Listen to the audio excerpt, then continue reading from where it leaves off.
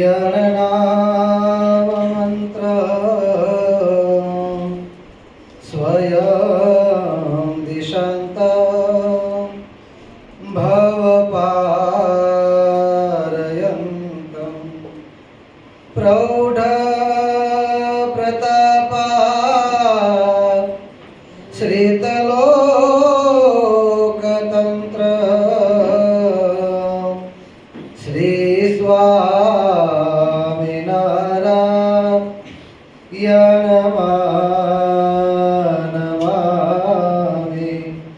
શ્રી અક્ષરધામાધિપતિ સ્વામિનારાયણ બાપા ભગવતે નમો નમઃ.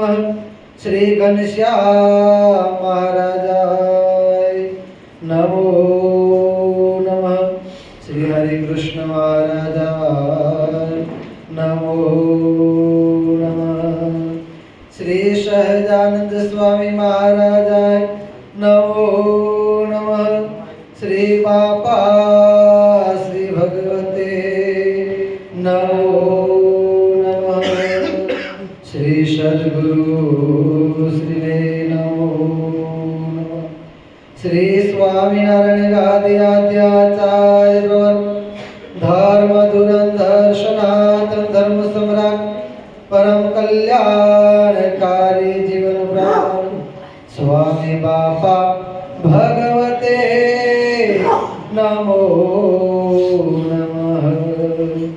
સ્વામિનારાયણ હરે. સ્વામિનારાયણ હરે. સંવત 1876 ના માગસર સુધી સપ્તમને દિવસ શ્રીજી મહારાજ શ્રી ગરડા મધ્યે દાદા ખાચરના દરબારમાં વિરાજમાન હતા અને સર્વે શ્વેત વસ્ત્ર ધારણ કર્યા હતા ને પોતાના મુખારવિંદની આગળ સાધુ તથા દેશ દેશના હરિભક્તની સભા ભરાઈને બેઠી હતી. પછી શ્રીજી મહારાજ બોલ્યા છે, ભગવાનના ભક્તને પરસ્પર ઈર્ષા ન કરવી. ત્યારે આનંદાન સ્વામી બોલ્યા જે હે મહારાજ, ઈર્ષા તો રહે છે. ત્યારે શ્રીજી મહારાજ બોલ્યા જે ઈર્ષા કરવી તો નારદજીના જેવી કરવી. જેમ એક સમયને વિશે નારદજી ને તુમરુ એ બે વૈકુંઠને વિશે લક્ષ્મી નારાયણના દર્શન કરવા ગયા. તે લક્ષ્મી નારાયણ આગળ તુમરુએ ગાન કર્યું. તેણે કરીને લક્ષ્મીજી તથા નારાયણ એ બે પ્રસન્ન થઈને તુમરુને પોતાના વસ્ત્ર આભૂષણ આપ્યા. ત્યારે નારદજીને તુમરુ ઉપર ઈર્ષા આવી જે હું પણ તુમરુના જેવી ગાન વિદ્યા શીખું ને ભગવાનને પ્રસન્ન કરું. પછી નારદજી ગાન વિદ્યા શીખતા હવા અને ભગવાન આગળ ગાતા હવા. ત્યારે ભગવાને કહ્યું જે તમને તુમરુના જેવું ગાતા નથી આવડતું. પછી વળી શિવ ઉપર તપ કરીને શિવ થકી વર પામીને જ્ઞાન વિદ્યા શીખીને ભગવાન આગળ ગાતા હવા તો પણ ભગવાન એની જ્ઞાન વિદ્યા ઉપર પ્રસન્ન ન થયા. એવી રીતે 7 મન્વંતર સુધી જ્ઞાન વિદ્યા શીખ્યા અને ભગવાન આગળ ગાયા તો પણ ભગવાન પ્રસન્ન ન થયા. પછી તુમરુ પાસે જ્ઞાન વિદ્યા શીખ્યા અને રૂકમણી આદિક અષ્ટપટાણીઓ પાસે શીખ્યા અને શ્રી કૃષ્ણ ભગવાન આગળ દ્વારિકામાં ગાતા હવા. ત્યારે શ્રી કૃષ્ણ ભગવાન પ્રસન્ન થયા ને પોતાના વસ્ત્ર અલંકાર નારદજીને આપ્યા. ત્યારે નારદજીએ તુમરુ સાથે ઈર્ષા મેલી. માટે ઈર્ષા કરવી તો એવી કરવી જે જેની ઉપર ઈર્ષા હોય તેના જેવા ગુણનું ગ્રહણ કરવું અને પોતાના અવગુણને ત્યાગ કરવા. અને એવું ન થવાય ને જે ઈર્ષાએ કરીને ભગવાનના ભક્તોનો દ્રોહ થાય તેવી ઈર્ષાનો તો ભગવાનના ભક્તને સર્વ પ્રકારે ત્યાગ કરવો. ઇતિ વચનામૃતમ ગઢડા પ્રથમ પ્રકરણનું ચોથું વચનામૃત પૂરું થયું. ભગવાન સ્વામિનારાયણ સભાની અંદર કેવલ કૃપા કરીને સામેથી જ ઉપદેશ આપતા કહે છે કે અમારા ભક્તએ પરસ્પર ક્યારે ઈર્ષા કરવી નહીં. કારણ કે ભગવાનના ભક્ત છે. ભગવાનના ભક્ત એ તો મહારાજ કહે છે જો ભગવાનનો મહિમા સમજાનો હોય તો ભગવાનના સંતો ભક્તોનો પણ મહિમા સમજાય. ઈર્ષા ક્યારે આવે છે? કાંઈક એનામાં દોષ જોવામાં આવે છે અથવા તો એનું કાંઈક દેખી ખમાતું નથી ત્યારે ઈર્ષા આવે છે. અને ઈર્ષા છે મત્સર કરતા પણ ભૂંડી છે. એટલે જ્યારે ભગવાનના ભક્ત ઉપર જ્યારે ઈર્ષા આવે ત્યારે એનો દ્રોહ કરવાનું કાર્ય એનાથી થાય છે. અને ભગવાનના ભક્તનો દ્રોહ કર્યો એટલે કોનો દ્રોહ થયો? સ્વયં ભગવાનનો દ્રોહ થયો. મહારાજ કહે છે મારા અપરાધના કરનારને હું માફ કરી દઉં છું, પરંતુ મારા ભક્તનો અપરાધ કરે એનું ક્યારે પણ માફ કરતો નથી. અને ઈર્ષા અને મત્સર આ બંને વચ્ચે શું ફરક છે? મહારાજે વચનામૃતમાં મત્સરની પણ વાત કરી છે. કાર્યાણીનું 6થું વચનામૃત. મહારાજ કહે છે મત્સર વાળા હોય, કોઈક લે ને કોઈક દે, નહીં ભાઈના કાંઈ લેવા કે કાંઈ દેવા, તેમ છતાંય વચમાં ઠાલો વગર કારણે વચમાં બળી મરે. આને મત્સર વાળો કહેવાય. હવે મત્સર વાળામાં ને ઈર્ષા વાળામાં તફાવત કેટલો? તો મત્સર છે એ સાધન દશા છે, જે આપણે ત્યાગ અને વૈરાગ્યની વાત કરી હતી ને, એ જ રીતે મત્સર છે એ સાધન દશા છે અને ઈર્ષા છે એ સિદ્ધ દશા છે. મત્સર વાળો છે એની એક પ્રકારની ઈર્ષા જ છે, પરંતુ એ ઈર્ષા જો સિદ્ધ દશાને પામી નથી. એટલે મત્સર વાળો કોઈક લે દે કરે, કોઈકનું સારું જોઈને એનાથી ખમાય નહીં, પણ એ બેઠો બેઠો મનમાં બળે, પણ કોઈ પ્રવૃત્તિ કરે નહીં. ઈર્ષા વાળા કરતા મત્સર વાળો આટલો સારો. રાખવાનું નથી મત્સર રાખવાનું નથી, પણ મત્સર વાળો ઈર્ષા વાળા કરતા એટલો સારો કે મત્સર વાળો છે એ બેઠો બેઠો મહિન અર્ધ બળેલા કાષ્ટની પેટે મહિન દૂધવાયા કરે, પોતે સુખ ન લઈ શકે, પરંતુ બીજાનું કાર્ય વગાડવા માટેની પ્રવૃત્તિ ન કરે. સંકલ્પ કર્યા કરે પણ પ્રવૃત્તિ કરતો નથી. જ્યારે ઈર્ષા વાળો છે એ તો ગાંઠના ગોપીચંદ ખર્ચીને પણ બીજાનું ખરાબ કરવા માટેની પ્રવૃત્તિ કરે છે. એટલે મહારાજ કે ઈર્ષા તો અતિશય ખોટી છે, માટે અમારા ભક્તએ ક્યારે પણ પરસ્પર એકાબીજાને ઈર્ષા કરવી નહીં. અને આ પ્રમાણે જ્યારે મહારાજે આજ્ઞા કરી ત્યારે સભાની અંદર આનંદાનંદ સ્વામી બેઠા છે. આનંદાનંદ સ્વામી આપણને બધાને સમજાવવા માટે શું કહે છે કે હે મહારાજ, ઈર્ષા તો રહે છે. ધન્ય છે આનંદાનંદ સ્વામીને, કારણ કે પૂછે કોઈ કે તમારામાં આ દોષ છે, એ કોઈક પૂછે આપણામાં હોય અને કોઈક આપણને પૂછતું હોય, તેમ છતાંય હા પાડવી બહુ કાઠી વાત છે. જ્યારે અહીંયા તો મહારાજે પૂછ્યું નથી, અહીંયા મહારાજે પર્સનલ આનંદાનંદ સ્વામીને કહ્યું પણ નથી.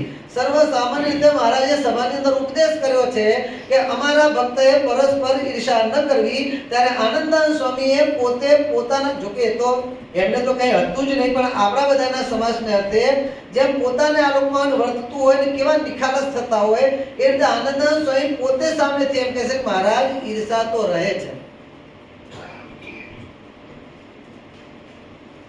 ઈર્ષા તો રહી જાય છે. અને ઈર્ષા શું વસ્તુ છે તો બીજાનું સારું દેખીને ખમી શકાય નહીં. મહારાજ વતનાથમાં પ્રથમ પ્રકરણના 71મા વતનાથમાં ભગવાન સ્વામિનારાયણ કહે છે કે પોતાથી મોટો હોય એનું પણ, જે ઈર્ષાવાળો હોય ને એને એનું પણ સારું થતું હોય દેખી ખવાતું નથી. તો પોતાથી નાનો હોય આગળ વધી જાય તો કેમ સહન થાય એના? અને ઈર્ષાવાળો પોતે પોતાનું જ ભૂંડું કરે છે. અને એટલા માટે શાસ્ત્રકારો આપણે ક્યારે પણ ઈર્ષા કરવી નહીં, પણ આપણી ઈર્ષા કરવા વાળો હોવો જોઈએ એ હાર ઉપરથી. કારણ કે શાસ્ત્રકારો એવું કહે છે, ઈર્ષાવાલા મત મરો, મરો અપના પૂત. શું અનુભવીઓ શું કહે છે? ઈર્ષાવાલા મત મરો, मरो अपना पूत. केम? तो दूसरे को पावन करे और अपने को बनावे भूत. हाँ, આપણી ઈર્ષા કરવા વાળા તો હોવા જ જોઈએ. ઈર્ષા કરવાના તો ભગવાન લાંબી આયુષ્ય આપજો કે શાસ્ત્રકારો. મારી ઈર્ષા કરવા વાળાને તમે આયુષ્ય લાંબી આપજો, એને જલ્દી આ લોકમાંથી લેશો નહીં. કારણ કે ઈર્ષા કરવા વાળો છે શું કરે છે? બીજાને પાવન પવિત્ર કરે છે. કારણ કે મારી ઈર્ષા કરવા વાળો કોઈ વ્યક્તિ હોય તો મને બીકરે છે. ભગવાનની આજ્ઞાથી વિરુદ્ધ જો હું વર્તીશ અને પેલો જોઈ ગયો તો આખા ગામમાં મારી ફજેતી કરવાનો છે. એટલે કદાચ ભગવાનની આજ્ઞા છે આપણે પણ વર્તવું જોઈએ, પણ કદાચ એમાંય ક્યાંક આગુ પાછું થતું હોય અને એ વખતે ઈર્ષા કરવા વાળો જો આપણી નજરમાં ક્યાંક આજુબાજુમાં આવે તો આપણને બીક લાગે કે જો આપણે જો જરાક પણ કરીશું, કર્યું હશે આટલું અને બતાવશે આટલું લોકમાં. માટે ઈર્ષાવાળો હશે એના કારણે આપણે ઉપરથી વધારે સાવધાન રહીશું. અને ઈર્ષાવાળો હોવાના કારણે કદાચ એની બીકે પણ આપણે ભગવાનની આજ્ઞા પ્રમાણે વર્તીશું તો ભગવાનની આજ્ઞાનું આપણાથી પાલન થયું, જેને કરીને ભગવાનની આપણા પર પ્રસન્નતા થશે. જેના પર ભગવાનની પ્રસન્નતા થઈ એનું અંતઃકરણ પવિત્ર થવાનું છે. એટલે ઈર્ષાવાળો શું કરે છે? દૂસરે કો પાવન કરે, બીજાને પાવન બનાવે, ભગવાનની આજ્ઞામાં વર્તાવે, पर अपने को बनावे भूत. कारण के એને તો આ પ્રમાણે બીજો ઓલો શું કરે છે, પેલો શું કરે છે, ઓલી શું કરે છે, ક્યાં ગયો તો ક્યાં ગઈ હતી, શું ખાધું શું પીધું, આ અહીંયા કેમ બેઠો છે, આ ચોક્કસ અહીં બેઠો, એટલે આમ જ હોવું જોઈએ. પણ મુકને ભાઈ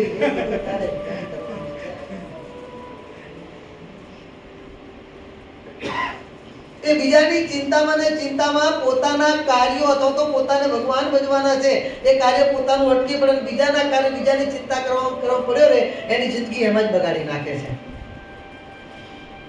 અને આ ઈર્ષા કરવા વાળો ક્યારે પણ શાંતિથી હોવા છતાં પણ પોતાના સુખને ભોગવી શકતો નથી. હાથીના હોદ્દે બેઠો બેઠો પણ બીજાનું સુખ જોઈને વગર લાકડે બળતો હોય, વગર લાકડે બળતો હોય. અને ઈર્ષા કરવા વાળો વ્યક્તિ ભગવાનના ભક્તની ઈર્ષા જ્યારે કરવા માંડે ને એ માણસ પછી ત્યાંથી અટકતો નથી. એ માણસ ભગવાનના ભક્ત પ્રત્યેની ઈર્ષા આવી એટલે ધીમે ધીમે આગળ વધતો જાય. સંતની ઈર્ષા કરે, સંત પછી સત્પુરુષને ભગવાન સુધી એની ઈર્ષા પહોંચે છે, ભગવાનનો પણ દ્રોહ કરવા માંડે. ભગવાન સ્વામિનારાયણના વખતમાં અને આપણે બધા જાણીએ છીએ પ્રમાણે ધર્મ અને અધર્મ, સત્ય અને અસત્યની લડાઈ સદાય ચાલતી જ હોય છે. આગળ પણ ચાલતી હતી, અત્યારે પણ ચાલે છે, ભવિષ્યમાં પણ ચાલવાની જ છે. એ તો લડાઈ ચાલુ ને ચાલુ જ રહેવાની છે. અને લડાઈ છે ને એ અગ્નિ છે. અગ્નિમાં તપીને સુવર્ણ નિખરે છે. ભગવાનનો ભક્ત છે સુવર્ણની જગ્યાએ છે, અને અગ્નિમાં જેટલો તપે ને એટલી એનું શુદ્ધિકરણ વધે છે, શુદ્ધ થાય છે, એની ચમક વધતી હોય છે.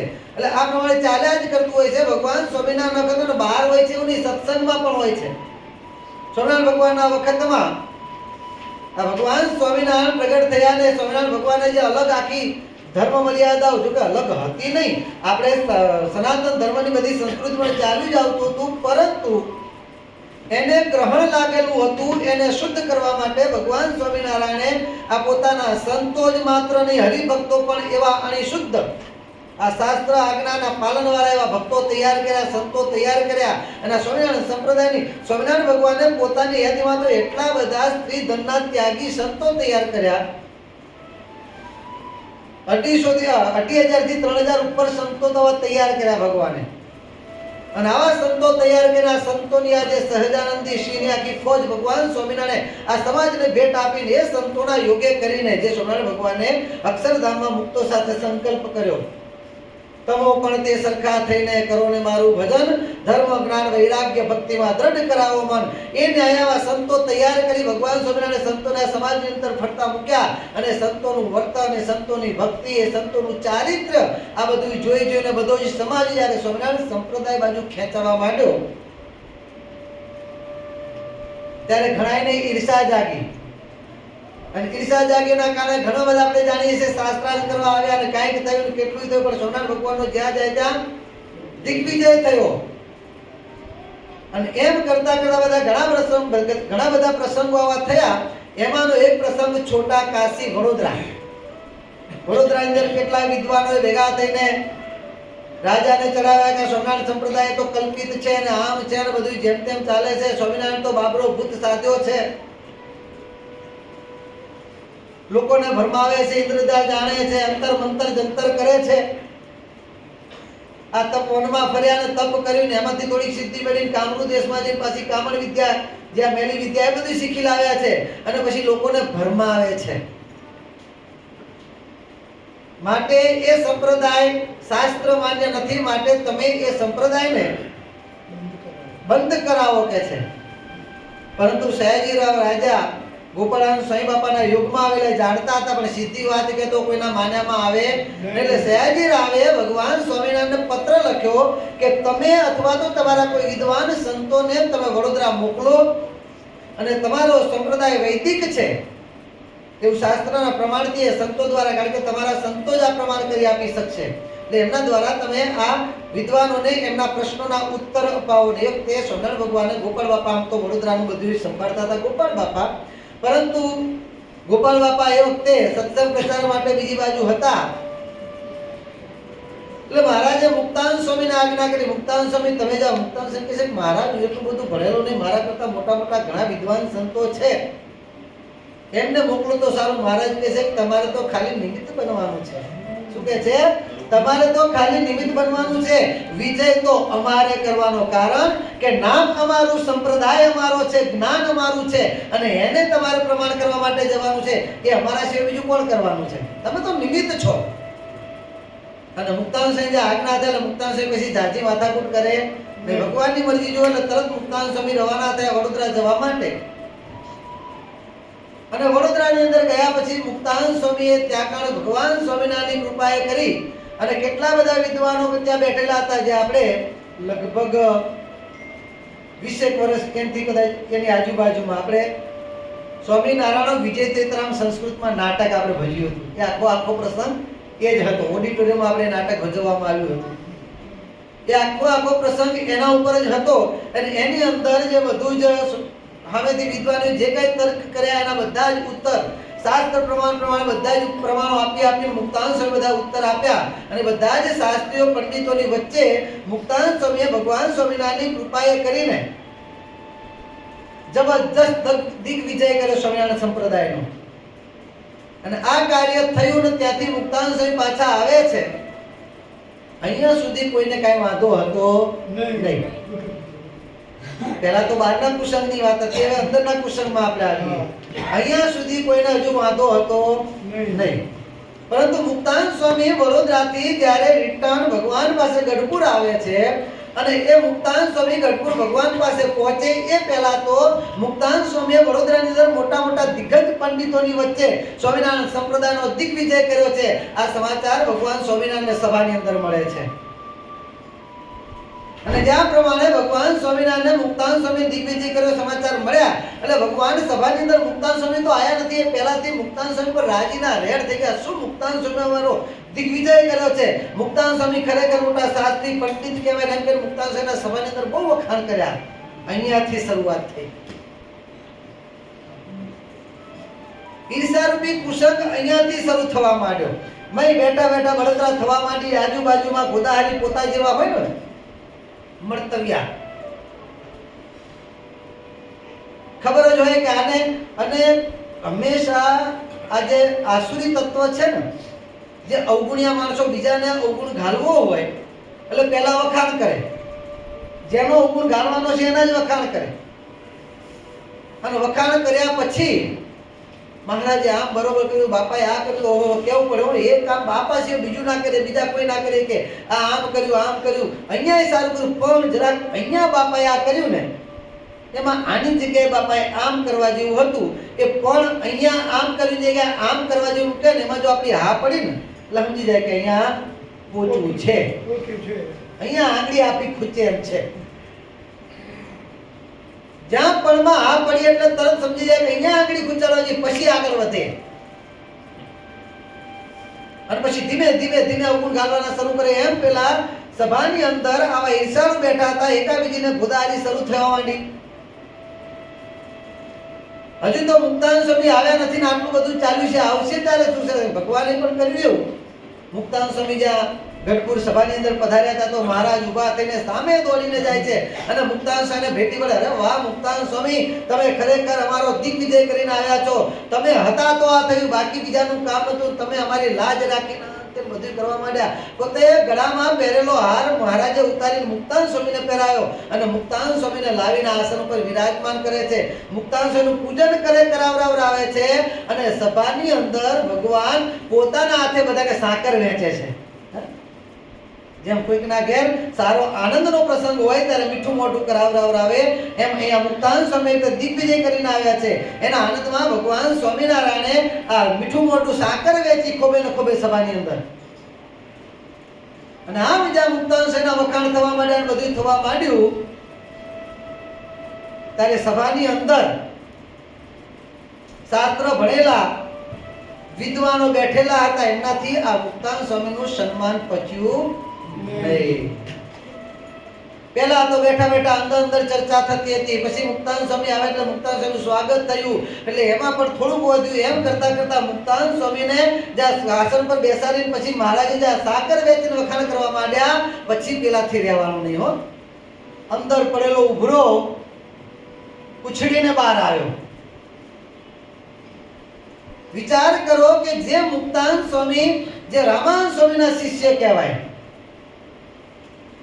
જે મુક્તાનંદ સ્વામી રામાનંદ સ્વામીના આરોપની રીતે જ્ઞાનની દ્રષ્ટિએ, દીક્ષાવયની દ્રષ્ટિએ અને ઉંમરની દ્રષ્ટિએ બધી રીતે જોઈએ તો મુક્તાનંદ સ્વામી રામાનંદ સ્વામીના ઉત્તરાધિકારી બનવાના લાયકાતવાળા કહેવાય. જે મુક્તાનંદ સ્વામીના કારણે ભગવાન સ્વામિનારાયણ સંપ્રદાયની અંદર એટલે રામાનંદ સ્વામીના સ્થાપેલા ઉદ્ધવી સંપ્રદાયની અંદર પોતાનું ઘર માનીને રહ્યા, આવા ગુણવાળા મુક્તાનંદ સ્વામી કહેવાય. અને જે મુક્તાનંદ સ્વામી કે જેના માટે રામાનંદ સ્વામી ભગવાન સ્વામિનારાયણને આજ્ઞા કરી કે મુક્તાનંદ સ્વામીની આજ્ઞામાં તમે રહેજો, જ્યાં સુધી અમે ન આવીએ ત્યાં સુધી મુક્તાનંદ સ્વામીની આજ્ઞામાં, ખુદ ભગવાનને રામાનંદ સ્વામી એવું કીધું કે મુક્તાનંદ સ્વામીની આજ્ઞામાં તમે રહેજો. અને ભગવાન પોતે આ લોકની તો બાકી તો આધ્યાત્મિક દ્રષ્ટિએ તો રામાનંદ સ્વામી અને મુક્તાનંદ સ્વામી એમના પણ ઈષ્ટદેવ ભગવાન સ્વામિનારાયણ, કારણ કે રામાનંદ સ્વામી પોતે જ્યાં જ્યાં ગયા ત્યાં પ્રચાર કેવો કર્યો છે, હું તો ડૂબડૂબી વગાડું છું અને વેશના ભજવનારા વાંસે આવે છે, મારા તમારા ઈષ્ટદેવ.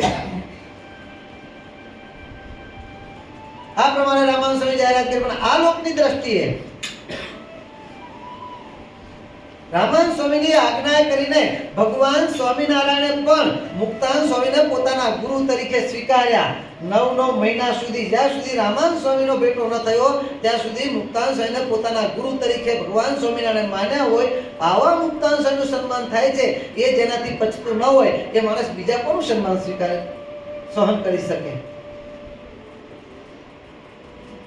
અને એટલું જ નહીં, કદાચ મુક્તાનંદ સ્વામીને જેમ કીધું હોત ત્યાં સુધી વાંધો નતો, પણ ભર સભાની અંદર ભગવાન સ્વામિનારાયણ પોતાના ઈષ્ટદેવ, જેના થકી પોતે પોતાનું આત્યંતિક કલ્યાણ જાણ્યું છે, જેને રાજી કરવા માટે તો પોતે મુડાવીને સંસારનો ત્યાગ કરી ભેખ લઈને મુડાવીને બેઠા છે, એવા ભગવાન સ્વામિનારાયણ ઈષ્ટદેવ પોતે સભામાં બેઠા છે અને મુક્તાનંદ સ્વામીનું સન્માન બીજો કોઈ કરતો હોય તો ઠીક છે, પોતાના ઈષ્ટદેવ સ્વામિનારાયણ ભગવાન પોતે સન્માન કરે છે અને તેમ છતાંય સહન ન થયું તો કાંઈ નહીં, પણ પોતાના ઈષ્ટદેવની પોતાના ગુરુની હાજરી છે એ પણ મર્યાદા પેલા સંતથી સહન થઈ એ મર્યાદા પર રાખી શક્યા નહીં. એવા સંત નિર્વિકલ્પાનંદ સભાની અંદર ઊભા થઈને ભભૂક્યા કે મુક્તાનંદ સ્વામી એવો મોટો શું જહલો કરી નાખ્યો છે, એમાં શું મોટી વાત છે તો તમે આટલા બધા વખાણ કરો છો, સ્વાગત કરો, સન્માન કરો છો. મુક્તાનંદ સ્વામી ભણ્યા પણ શું છે કે છે? એના કરતા કઈક મોટા મોટા વિદ્વાનો આ સભામાં બેઠા છે અને મુક્તાનંદ સ્વામીને મોકલ્યા અને વિજય કરીને આવ્યા, શું મોટી વાત છે? એની જગ્યાએ અમને મોકલ્યા હોત તો એના કરતા 10 ગણો મોટો વિજય કરીને આવે છે કે છે. જે આપણે આગળ વાત કરીએ તે પ્રમાણે જ્યારે ભગવાનના ભક્ત કે ભગવાનના સંત પ્રત્યે ઈર્ષા આવે છે ને, એ ઈર્ષા એટલે જ અટકતી નથી. જેને પોતાના ઈષ્ટદેવ માન્યા હોય ને કલ્યાણ માટે થઈને જેનું શરણ સ્વીકાર્યું હોય એવા ઈષ્ટદેવની મર્યાદા પણ એનાથી રહેતી નથી. ભગવાનના ભક્તની ઈર્ષા એ ત્યાં સુધી લઈ જાય છે. સોમનાથ ભગવાનના વખતની જૂની બાઈ ને નવી બાઈની વાત આપણે બધા જાણીએ છીએ. જૂની બાઈ હતી એ ખાઈ વધેલી હતી, ઘરમાં એનું જ ચાલતું હતું. એક ભાઈ ને 2 પત્નીઓ હશે, હવે સત્સંગી હતા એટલે ભગવાન ત્યારે એમના ગામ પધારે એમના ઘરે, એટલે પેલી જૂની બાઈ છે એને જ રસોઈ કરવાની, ભગવાનના થાળે એને જ બનાવવાની. પેલી બિચારીને લાભ જ ના મળે. મેં ઈચ્છા ઘણી થાય કે ભગવાનના માટે હું થાળ બનાવું, પણ પેલી જૂની હોય ને આખા બોલી, હવે તને આવડે નહીં, આમ છે ભગવાન માટે થાળ બનાવવાના, પવિત્ર પણ સાચવી ન શકે, સ્વાદ બરોબર હોય નહીં, આમ ન ચાલે તેમ ન ચાલે, એમ પેલી કઈ કરવા જ ના દે. સાફ સફાઈનું કામ એને સોંપી દે. એટલે ઘરમાં ભલે ચાલતું હતું એનું, પરંતુ સંકલ્પને પૂરા કરનારા એવા ભગવાન સ્વામિનારાયણ અંતર્યામી પણ પેલી બાઈનો સંકલ્પ જાણી ગયા, નવી બાઈનો. એટલે એક વખત જમતા જમતા મહારાજ પેલી જૂની બાઈને પૂછે છે કે આ નવી બાઈ છે એને થાળ બનાવો કે નથી આવડતું? તમે એને કદી તમે જ રોજ થાળ બનાવો છો, શું એને રસોઈ કરતા નથી આવડતી? મહારાજ આવડે તો ખરી. પેલી બિચારી બોલે એ પહેલા તો આવડે તો ખરી, પણ મહારાજ આપ જમો એવા થાળ બનાવતા. મહારાજ કે અમે શું, તમે જમો અમે જમીએ છીએ કે તો મહારાજ આપના માટેનો થાળ બનાવવા માટે એને બરોબર આવડે નહીં. મહારાજ કે જેવું આવડે તેવું કાલે એને કરવા દેજો કે છે. શું કે છે? જેવો આવડે તેવો, પરંતુ કાલે એને કરવા દેજો. એટલે પેલી બાઈની પગ નીચેથી જમીન ખસવા માંડી. કોની? જૂની બાઈને. હારું, મારા કરતા હારી રસોઈ કરી નાખશે તો આપણા ક્લાસ જશે. એટલે પેલી બાઈ જ્યાં રસોઈ કરવા માટે બીજા દિવસે એને તો આખી રાતનો આનંદ છે, રાતથી એને તો ઊંઘ નથી આવતી. કાલે સવાર પડે, કારણ કે પોતાના અંતરની ઈચ્છા, ઘણી ઈચ્છા હતી, પરંતુ આડું આવરણ હતું. આ ઈચ્છાને પોતાના સંકલ્પને પૂરો ન કરવા દે એ આવરણને ભગવાને ખુદ સામે ચાલીને અંતર્યામી જોડે જાણીને આવરણ હટાવ્યું અને એના માટે માર્ગ જ્યારે મોકળો કરતા એને કેટલો આનંદ હોય. રાતથી એને આનંદ છે ભગવાન માટે આવું બનાવી, આમ બનાવી. જે બાપા શ્રીએ પોતાની વાતોમાં માનસી પૂજા કરવાની રીત શીખવાની છે ને, કે માનસી પૂજા કરવાની હોય, ભગવાનમય થઈ જવાનો, આખો દિવસ માનસી પૂજામાં જતો રહે, ખબર ન પડે. 9:30 વાગ્યાની માનસી પૂજા કરવાની હોય ભગવાનને બપોરના થાળ જમાડવા માટેની, તો બાપાશ્રી કહે છે કે 9:30 ની માનસી પૂજા કરવાની હોય તો 8:30 વાગ્યાથી આપણે એના વિચારમાં હોય કે હે માનસી પૂજામાં ભગવાનને આવું જમાડીશું, ભગવાનને આ પ્રમાણે કરીશું, ભગવાનને આવું ધરીશું, ભગવાનને આવો પ્રેમ કરીશું, આવી પ્રાર્થના કરીશું, ભગવાન આવી રીતે જમશે, ભગવાનની જમવાની જે ચતુરાઈને આપણે આમ દર્શન કરીશું, ભગવાન જમતા હશે, ભગવાન આપણે આગ્રહ કરીને આપણા હાથે કોળિયા ભગવાનના મુખારવિંદમાં આપીશું અને ભગવાન આપણા પ્રેમના કોળિયાને ગ્રહણ કરશે. ભગવાન થાળ જમીને પછી પ્રસાદી આપણને આપશે, એ પ્રસાદી આપણે લઈશું. આવા વિચારમાં એના આનંદમાં કલાક પહેલા તો આવા વિચાર કરવાનો. અને પછી માનસી પૂજા કરીએ ત્યારે માનસી પૂજાની અંદર જેવા આપણે સંકલ્પ કર્યા એવા લાભ લેવાના અને એમાંથી જેવા જેવા લાભ બાપા ભગવાને આપણને આપ્યા હોય, બાપાએ આપ્યા હોય, એ લાભના આનંદના વિચાર પાછા કલાક ચાલે. માનસી પૂજા પત્યા પછી તો બીજી માનસી પૂજાની તૈયારી કરવાનો સમય થઈ જાય. એમાં પેલી નવી બાઈને પણ આનંદ છે ભગવાન માટે. સવારે આમ કરીશ ને આમ કરીશ ને, સવાર રાત્રે ઊંઘ નથી આવતી, સવારે વહેલી 3 વાગે ઉઠીને નહીં ધોઈને પવિત્ર પૂજા પાઠ કરીને તૈયાર થઈ ગઈ છે ભાઈઓ. અને ભગવાનના સ્મરણ સાથે બધી જ ક્રિયા, સ્નાન કરવું તો પણ ભગવાનના સ્મરણ સાથે, વસ્ત્ર પહેરવા તો પણ ભગવાનના સ્મરણ સાથે, ભગવાનની પૂજા કરવી તો પણ ભગવાનના સ્મરણ સાથે, અને ત્યાર પછી ભગવાનની રસોઈની તૈયારી કરવી, સાફ સફાઈ કરવી એ પણ ભગવાનના સ્મરણ સાથે આપણે પણ આ શીખવાનું છે. આપણી દરેક ક્રિયા ભગવાનના સ્મરણ વાળી હોવી જોઈએ. આપણે સૂઈએ તો પણ ભગવાનના સ્મરણ સાથે, જાગીએ તો પણ ભગવાનના સ્મરણ સાથે, સૂઈએ અને જાગીએ એની વચ્ચે આપણે પડખું ફરીએ તો પણ ભગવાનના સ્મરણ સાથે, અને આખો દિવસ આપણે ભગવાનના સ્મરણ સાથે કરીએ ને ત્યાર પછી આપણી સુષુપ્તિ અવસ્થા અને આપણી સ્વપ્ન અવસ્થા એ પણ કેવી જાય? ભગવાનની કૃપાથી ભગવાનના સ્મરણ સાથેની જાય. એટલે આ ભાઈ પણ આજે ભગવાનના સ્મરણ સાથે બધી જ તૈયારી કરે છે, આ પ્રમાણે ચાલ્યા કરે છે, અને ભગવાનની ભક્તિમાં મસ્ત છે, ભગવાનની મૂર્તિમાં મસ્ત છે. આ પ્રમાણે કરતા કરતા રસોઈ બધી તૈયાર થઈ છે, અને રસોઈ તૈયાર થઈ એટલે પેલી સુગંધો બધી સરસ આવવા માંડી, વઘારની બધી, અને પેલી બાયના બળતરા થાય. આની કોર પેલી તેલની અંદર રાઈ ફૂટે, ઓલી કોર એને અંતરના અરમાનો ફૂટે. ખાવું હવે શું થશે આપણું? મારા અરમાન બધાય આ રાઈની જેમ ફૂટી જવાના છે. મય ચિંતા પેઠી, ઓલી ઈર્ષા અંદરથી પ્રગટ થઈ. અને એ ઈર્ષા કેટલી હદે માણસને લઈ જાય છે જોવાનું છે. અંતરમાં ઈર્ષા પ્રગટ થઈ એટલે એ ઈર્ષાના કારણે વિચાર કર્યો કે જો આનો અર્થાર સારો થશે તો કાલથી આપણા ક્લાસ ગયા, આપણી કિલ્લી દૂર થઈ જવાની છે. માટે પહેલા જ દાડે પહેલી ઘા, પહેલો ઘા રાણાનો એ ન્યાય, પહેલા જ દાડે એવું કરી દઉં, બીજા દિવસે ભગવાન આને રસોઈ કરવાનું કહે જ નહીં. એટલે પેલી નવી બાઈને કઈ કામ બતાવી રસોડામાંથી બહાર કાઢી અને પોતે ડાળની અંદર, પેલી બેને ડાળ જેવું બનાવી હતી, ડાળની અંદર ખોબો ભરી મુઠ્ઠી ભરીને મીઠું નાખી દીધું. હવે વિચાર કરો, ઘર ભગવાન એકલા માટે થાળ કરે, ભગવાન એકલા માટે કરે, ઘરના 4 સભ્યો માટે ભેગો હશે, 10 સભ્યો માટે હશે. હવે એની અંદર ડાળ હોય, એની અંદર 2 ચમચી માન મીઠું પડે 10 થી 12 માણસની રસોઈમાં, અને એની અંદર પેલી બાઈ તો મીઠું નાખી ગઈ છે, એની ઉપર પાછું મુઠ્ઠી ભરીને મીઠું આવે, ડાળ કેવી મસ્ત થાય.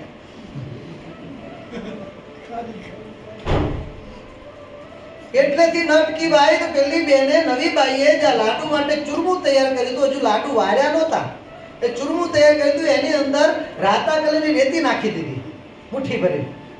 હવે વિચાર કરો, ઈર્ષા માણસને ક્યાં લઈ જાય છે? ઈર્ષા છે પેલી જૂની બાઈ ઉપર, નવી બાઈ ઉપર, પરંતુ એ ઈર્ષાના કારણે હું એનું જે ખરાબ કરવા જાઉં છું, એ થાળમાં હું જે રેતી નાખું છું, મીઠું નાખું છું, થાળ કોણ જમવાનું છે એને વિચાર ના આવે.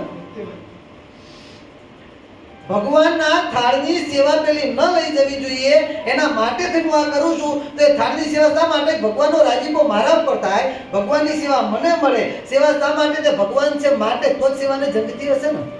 પરંતુ ઈર્ષાના કારણે બુદ્ધિ કેટલી બેર મારી જાય છે કે જેની સેવાના માટે તેને ઈર્ષા ઉત્પન્ન થઈ છે, એ ઈર્ષાના કારણે એનો જ દ્રોહ કરવા માટે આ બાઈ તૈયાર થઈ છે. અને આ પ્રમાણે જ્યાં થાળ તૈયાર થઈ ગયા, અને થાળ તૈયાર થયા પછી પેલી નવી બાઈને બિચારીને ખબર નથી, હોંશે હોંશે ભગવાન માટે થાળ પીરસે છે, અને થાળ પીરસી ભગવાન માટે એક બાજુ બિરાજમાન થવા માટેનો છે, બીજો બાજુ થાળ ભગવાનને થાળ ધરવા માટેનો છે. ભગવાનને સ્નાન કરાવી, તૈયાર કરી, પિતાંબર ધરાવ્યું છે, ભગવાન બધી રીતે તૈયાર થયા છે. જે ચેષ્ટાની અંદર ભગવાનનું વર્ણન આવે, ઉપરની ને એક કાન ઉઘાડો, અને ભગવાન જમણો ચરણ ઉભો રાખી ઉપર ડાબા પગની પલાઠી વાળી પર જમણા હાથને મૂકી અને ભગવાન જમતા જાય છે. આ લીલા સાથે ભગવાન પાટલા બાજોટ ઉપર વિરાજમાન થયા છે જમવા માટે, અને ભગવાન જ્યાં જમવા માટે વિરાજમાન થયા છે, નવીબાઈ પ્રાર્થના કરે, પ્રભુ આપના માટે થાળ બનાવશે, પણ નિગાર કરો. અને ભક્તનો ભાવ જોઈને ભગવાન જ્યાં થાળ જમવા માટે તૈયારી કરે છે, જ્યાં લાડુ ભાગીને ભગવાન મુખારવિંદમાં મૂકે છે, અંદર કરડ કરડ અવાજ આવે છે. અને એ વખતે પેલી જૂની બાઈ જેને પોતે આ કારસ્તાન કર્યું છે, એ બાઈ આટલેથી અટકતી નથી, ભગવાનની સામે બેઠી છે દર્શન કરવા. ભગવાનને પૂછે છે, મહારાજ લાડુ કેવા થયા છે? અને ત્યારે મહારાજ પણ પેલી પ્રેમીબાઈનો પ્રેમ જોઈને, પેલીની દૃષ્ટતા સામે ન જોતા પ્રેમીબાઈનો પ્રેમ જોઈને ભગવાન લાડુના વખાણ કહેતા કહે છે કે આહાહા, શું લાડુ બન્યા છે. મહારાજ કહે છે શું લાડુ બન્યા છે? લાડુની તો સાકર નાખી, સાકરિયા લાડુ. કડવાત થાય ને, અવાજ શેનો હતો? રીતિનો હતો. પરંતુ ભક્તનું ઢાંકવા માટે ભગવાન શું કહે છે કે લાડુની અંદર તો ભક્ત આ બાઈએ તો સાકરિયા લાડુ બનાવ્યા છે. અને ભગવાન હકીકતમાં કે લાડુ જમતા હોય છે, અથવા તો લાડુની અંદર નાખેલી સાકરના ભગવાન ભૂખ્યા છે? ભગવાન તો ભક્તનો ભાવ જમતા હોય છે. અને આ બાઈનો આ લાડુની અંદર ભાવ હતો ને, એ ભગવાન જોતા હતા, એ જમતા હતા. પેલી બાઈની સીધા સામે ભગવાન નતા જોતા. મહારાજ દાળ ઓડી નથી, મહારાજના લાડુ એક બટકું ભરીમાં બહુ ખબર પડી. જો માણસ પોતે કેવી બુદ્ધિ વાપરે છે. ભગવાન કે સાકરિયા લાડુ છે તો પેલી બેન શું ભગવાનના લાડુ જેવા પણ ખબર પડી લાગતી નથી. પોતાની બુદ્ધિ ત્યાં ભગવાનને પણ ખબર પડી લાગતી નથી.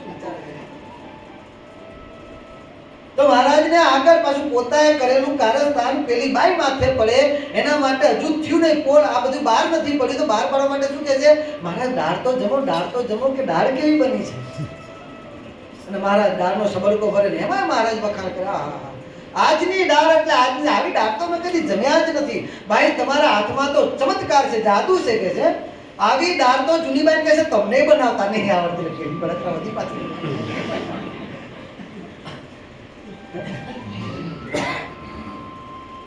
એક ધંધાવાળાની સામે સેમ ધંધાવાળાના બીજાના વખાણ કરો, શું થાય? સંસ્થાની અંદર તમારે ઘરે તમે રસોઈ બીજાની વખાણો તો શું થાય? એક ભાઈને પોતાના ઘરમાં રોજ ઝઘડા ચાલ્યા કરે. શું થાય? રોજ ઝઘડા ચાલ્યા કરે. પેલો કંટાળી ગયો. ભાઈ ખરું તો કંટાળો કાંઈ ના હોય તો કંઈક ના કંઈક ઊભું કંઈક ઝઘડા કરે મારે કરવું છે. એના મિત્રને કે આનો કંઈક ઉપાય બતાવી કે છે. ત્યારે પેલો કે છે જો ઘરના માણસને રાજી રાખવું હોય તો એની બધા જ કામના વખાણ કરવાના. એમાં ખાસ કરીને તો એની રસોઈના ભરપેટ વખાણ કરવાના હોય. એના કરતા 10 ગણા વખાણ કરવાના કે છે. એટલે રાજી. પેલો કે હારું આ રામબાણ ચાવી હારી છે દવા કે છે. હાજના સમયે ઘેર પહોંચ્યો છે. ઘેર જમવા પહોંચ્યો. ઓલો હાથ પગ ધોઈ સ્નાન કરી જે કઈ વિધિ કરે પોતે પછી જમવાની થાળી પીરસાણી છે. જમવામાં ખીચડી ને કઢી ને પૂરી ને બનેલું છે. પેલો જમવા બેઠો કઢીનો સબડકો ભરેલો. પેલી પૂછે છે કઢી કેવી થઈ છે? અને પેલો કે છે હા શું કઢી બની છે? આજની કઢી એટલે આજની કઢીની કઈ વાત ના થાય. તારા હાથમાં તો જાદુ છે. અને જ્યાં આમ કીધું તારા હાથમાં જાદુ છે પેલો રસોડામાંથી તપેલીનો ઘા કર્યો. મુઆ પીઠિયા આટલા દિવસ મારી રસોઈના વખાણ કર્યા નહીં. આ બાજુની પેલી રંભાડી આજ કઢી બધી આપી ગઈ તો સારી લાગી જશે. અજાણતા બીજાના વખાણ થાય તો આ દશા થાય.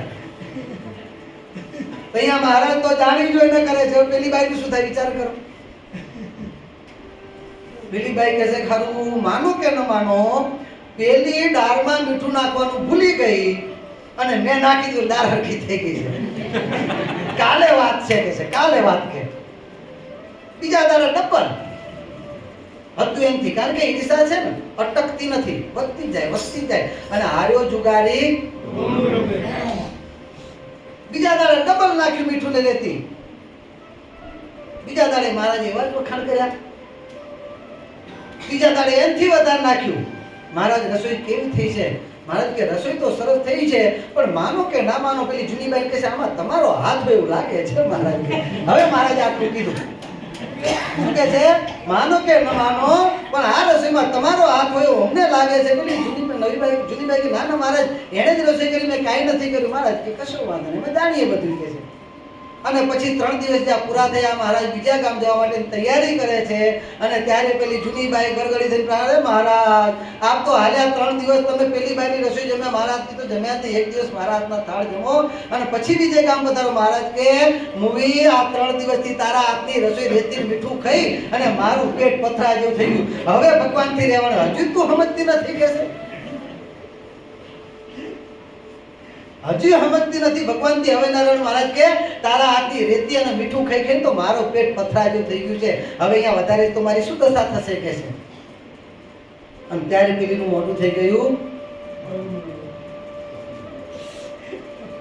એટલે ઈર્ષા કરનાર માણસ વિચાર નથી કરતો કે મને ઈર્ષા તો આના પ્રત્યે છે પણ હું ક્યાં સુધી પહોંચું છું. એટલે ક્યારે મહારાજ કહે છે ભગવાનના ભક્તને પરસ્પર ઈર્ષા ના કરો નિધિકલ્પાનંદ.